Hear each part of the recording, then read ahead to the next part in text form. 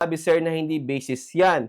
Titignan niyo po yung Annex A. Ito po yung Annex A nitong RMO 44 2010. Ito po yung Annex A. Pursuant to Selection Code Description. Malinaw po sa batas, under po ng RMO 44 2010, pinapalagay po ng feature ng Letter of Authority Electronic Issuance yung Selection Code Description. Ay, sir, 2010 pa yan, RMO 44 2010. 2010 pa yan, namiandahan na yan. So, anong amendment? Ito kasing RMO number 6 2023 ay audit program ng Bureau of Internal Revenue.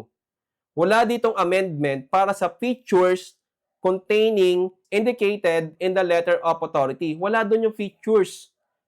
Hindi po namiendahan yung features ng electronic letter of authority as provided by RMO 44 2010. Kasi makikita nyo naman, nandito yung mga serial number, yung date, pangalan ng taxpayer, RO, group supervisor, and malinaw mo, pati all internal revenue taxes.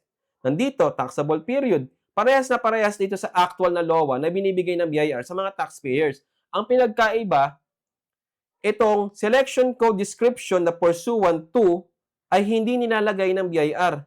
Ang nilalagay nila, pursuant to Section 6810C. Section 6810C, Section 6810C, puro Section 6810C ang nakikita ko. Again, wala po sa RMO 6 2023 yung amendment ng features ng Letter of Authority, Electronic Letter of Authority.